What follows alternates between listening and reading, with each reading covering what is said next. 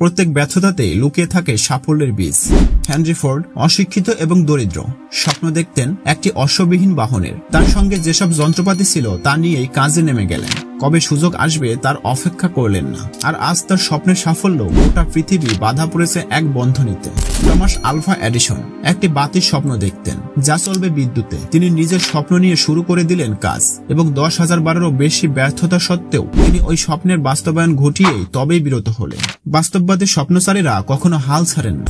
ওয়েলান cigar chain store গড়ে তোলার স্বপ্ন দেখেছিলেন। তিনি তার স্বপ্নকে কাজে রূপান্তরিত করেন। তারই ফল আজ আমেরিকা দখল করে রেখেছে ইউনাইটেড সিগার স্টোর। কৃষ্ণাঙ্গ কৃতদাসদেরকে স্বাধীন করার স্বপ্ন দেখতেন লিঙ্কন, এবং স্বপ্নের বাস্তবায়নে তিনি নেমে পড়েন। উত্তর এবং দক্ষিণের মাঝে বন্ধন স্থাপনের দৃশ্যটি তিনি দেখে যেতে পারেননি বটে, তবে কৃতদাসরা তারই কারণে শত শত বছর দাসত্ব থেকে মুক্তি লাভ করে। রাইট ভ্রাতৃদ্বয় এমন এক যন্ত্রের স্বপ্ন দেখেছিলেন যা আকাশে উড়বে। তাদের স্বপ্ন পূরণের সাফল্য আজ সারা বিশ্ব জুড়ে।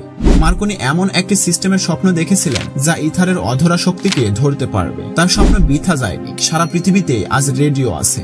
বিশ্ব এখন নতুন নতুন আবিষ্কার দেখে অভ্যস্ত, আর স্বপ্নচারী মানুষগুলোই এসব আবিষ্কার করেছেন। তবে এদের বেশিরভাগই প্রথমে ব্যর্থ ছিলেন, কিন্তু তারা জানতেন ব্যর্থতার মাঝেই লুকিয়ে থাকে হাজার সাফল্যের বীজ। আপনি হয়তো কোনো কাজ করতে গিয়ে হতাশ হয়ে পড়েছেন, বারবার ব্যর্থ হচ্ছেন, কিন্তু লেগে থাকুন, সাফল্য আসবেই। এডিসন আগে ছিলেন এক ভ্রাম্যমান টেলিগ্রাফ অপারেটর। তিনি কোনো কিছু আবিষ্কার করতে গিয়ে কতবার যে ব্যর্থ হয়েছেন তার হিসেব নেই, কিন্তু তার মস্তিষ্কের মধ্যে ঘুমিয়ে থাকা প্রতিভা জেগে উঠলে তাকে আর পেছন ফিরে তাকাতে হয়নি। হেলেন কেলার জন্মের কিছুদিন পরেই বোবা, কালা এবং অন্ধ হয়ে যান। শারীরিক এই প্রতিবন্ধকতা কিন্তু তাকে আটকিয়ে রাখতে পারেনি। ইতিহাসের সেরা মানুষদের তালিকায় ঠিকই জায়গা করে নিয়েছেন। তার গোটা জীবন এই কথাটি প্রমাণ করে, পরাজয়কে বাস্তবতা হিসেবে মেনে না নিলে কেউ কখনো পরাজিত হয় না।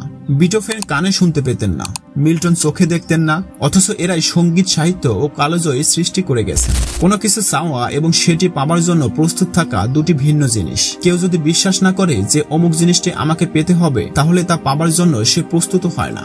মনের মধ্যে প্রবল বিশ্বাস আনতে হবে। শুধু ইচ্ছা করলে বা আশা থাকলেই হবে না, আর বিশ্বাসের জন্য খোলা মন খুবই দরকার। সর্বশেষ প্রিয় ভিউয়ার্স, আমাদের চ্যানেলে ভিডিও ভালো লাগলে অবশ্যই সাবস্ক্রাইব করবেন।